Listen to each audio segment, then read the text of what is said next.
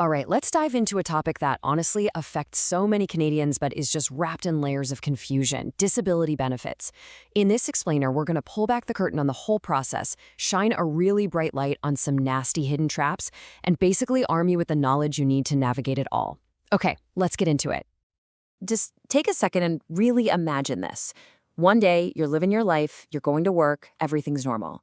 And the next, bam, an unexpected illness, a sudden injury, and you literally cannot do your job anymore. That first question that pops into your head is always the scariest, isn't it? What do I do now? Because if your paycheck just stopped, how would you pay the rent, the mortgage? What about groceries, the car payment, the phone bill? This isn't just some hypothetical question. It's the immediate, terrifying reality that kicks this whole journey off.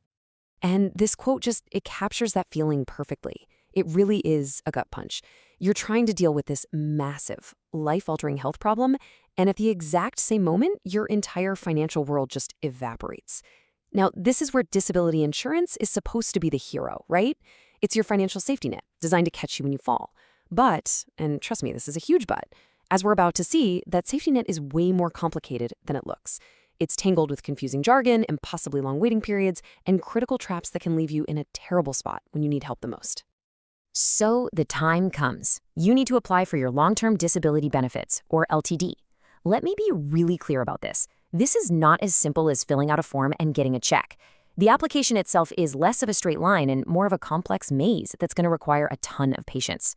It all kicks off with a mountain of paperwork: forms for you, forms for your employer, and of course, a super detailed report from your doctor. And once you finally get all of that submitted, well, that's when the real waiting game begins. Now, what the slide really shows you is the financial desert you have to cross. From the day you get hurt, you could be waiting up to a month just to get the application together. Then comes this huge chunk of time, the elimination period, which can last anywhere from 1 to 6 months. That's half a year with absolutely zero income before your benefits could even possibly start. And only after all that does the insurance company take even more time to process and finally decide on your claim. The big takeaway here is you're facing a long, stressful, and potentially incomeless journey right from the start. So what on earth is this elimination period? Well, it's a mandatory wait time that's baked right into almost every single long-term disability policy. And I love this analogy. Think of it like a deductible on your car insurance. But instead of being measured in money, it's a deductible of time. You have to serve this period of time while you're disabled before the insurer will even start sending payments, even if your claim gets a green light from day one. It's a critical piece of the fine print that directly impacts your immediate financial survival. Okay, so let's say you did it. You navigated the maze of paperwork, and you survived that brutal elimination period. Your claim is finally approved and money starts hitting your bank account. You can finally breathe a sigh of relief, right? Well, not so fast. This is where we get into the real heart of this explainer: the huge, hidden traps in the fine print that can dramatically reduce the money you actually get to keep. And the first trap, which is arguably one of the biggest, revolves around this simple question. But it's a question that can have a tens of thousands of dollars impact on your financial reality. Are you going to have to give a huge chunk of that benefit money right back to the government? The answer, frustratingly, isn't a simple yes or no. It all comes down to one tiny detail you probably never even noticed when you signed up for your benefits plan. And here's the rule, black and white. It all boils down to who paid the insurance premiums. If your employer paid for your disability plan, even a tiny fraction of it, then your benefits are considered 100% taxable income. But if you paid for 100% of those premiums yourself with your own after-tax dollars, then the benefits are completely tax-free. And here's the absolute kicker. There is no middle ground. If your employer paid just 1% of the premium and you paid the other 99%, the Canada Revenue Agency says the entire benefit is taxable. This can slash what you thought was a 60% income replacement way, way down. All right, so you've figured out your tax situation. You think you're finally in the clear. But for so many people, the biggest fight is still ahead, and it shows up like clockwork, right at the 2-year mark. Remember this number: 24 months. It is the single most common point for an insurance company to cut off long-term disability benefits. And no, that is not a coincidence. It's because of a specific clause buried deep in the fine print of most policies that completely changes the rules of the game. Okay, let's break down how this works. For the first 2 years of your claim, the test for disability is usually based on your own occupation. This is a relatively straightforward standard. To keep getting your benefits, you just have to provide medical evidence that your condition prevents you from doing the essential duties of your specific job, the one you had when you became disabled. It's a logical, fair test. But after 24 months, the definition shifts, and it shifts hard. The test changes to any occupation. Now the burden of proof is much, much higher. You don't just have to prove you can't do your old job. You now have to prove you cannot perform any job that you might be suited for based on your education, training, or experience. This is a massive, massive hurdle to clear, and it gives the insurance company a powerful new tool to challenge your claim. And you better believe the insurers have this date circled on their calendar. This is the moment they really turn up the heat. They might start using surveillance to monitor your daily activities. They might demand you see their doctors for an independent medical exam. They'll often argue that, hey, maybe you could work some other lower-paying job and use that as a reason to cut you off. Ultimately, they're looking for any reason they can find to justify terminating your benefits at that 24-month cliff. But let's say you clear that 2-year hurdle. That's a huge win, but the challenges aren't over. Now we need to talk about something called offsets, which can actually shrink your monthly payments. You see, most insurance policies have an offset clause. This basically means that if you start getting disability money from another source, like the Canada Pension Plan or CPP disability benefit, your private insurance company gets to reduce what they pay you by that exact amount. They're essentially offsetting their costs with public money.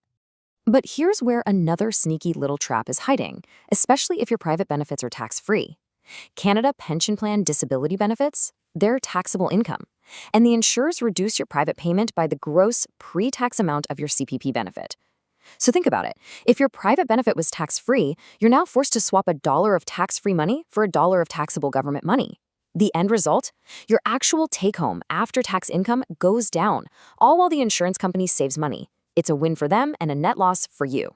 So what happens in the worst-case scenario? You get that letter you've been dreading. Your claim has been denied, or your benefits are being terminated, maybe right at that 2-year cliff. It is so easy to feel completely defeated and just overwhelmed. But a denial is not the end of the story. You absolutely have the right to appeal that decision. How you appeal, though, is everything. Here are the 2 most critical things you need to do. First, do not wait.